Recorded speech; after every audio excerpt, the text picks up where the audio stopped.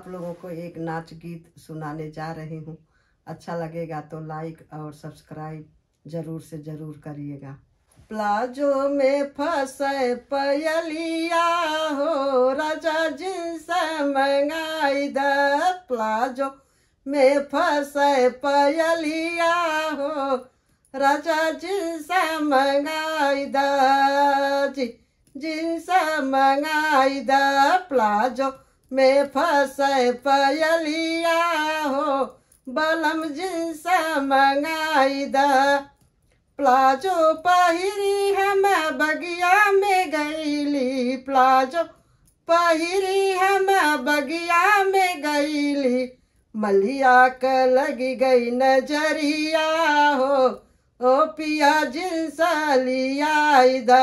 Palazzo में फंसे पयलिया हो, राजा जिनसे लियाई द। प्लाजो पहिरी हम बगिया में गईली, प्लाजो पहिरी हम बगिया में गईली, मलिया क लगी गई नजरिया हो, पिया जिनसे लियाई द।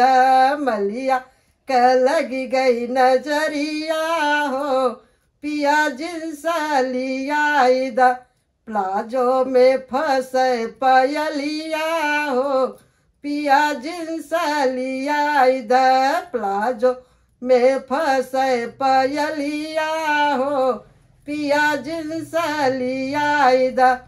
प्लाजो पहिरी हम कुआना पे गईली, प्लाजो पहिरी हम कुआना पे गईली, कहरा क लगी गई नजरिया हो, पिया जिनसे लियाई द। कहरा क लगी गई नजरिया हो, पिया जिनसे लियाई द। प्लाजो में फंसे पयलिया हो, पिया जिनसे लियाई द।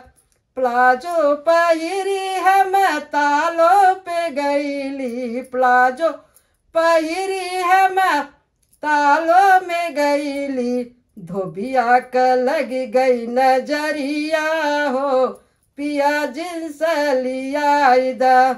धोबिया क लगी गई नजरिया हो, पिया जिनसे लियाई द। प्लाजो में फंसे पयलिया हो, पिया जिनसे लियाई द। प्लाजो पहिरी हम मंदिर में गईली, प्लाजो पहिरी हम मंदिर में गईली, पंडित क लगी गई नजरिया हो, पिया जिनसे लियाई द। प्लाजो में फंसे पयलिया हो, पिया जिनसे लियाई द। प्लाजो पहिरी हम महलों में गईली, प्लाजो पहिरी हम महलों में गईली, बलमा क लगी गई नजरिया हो, पिया जिनसे लियाई द। राजा क लगी गई नजरिया हो, पिया जिनसे लियाई द। प्लाजो में फंसे पयलिया हो, पिया जिनसे लियाई द।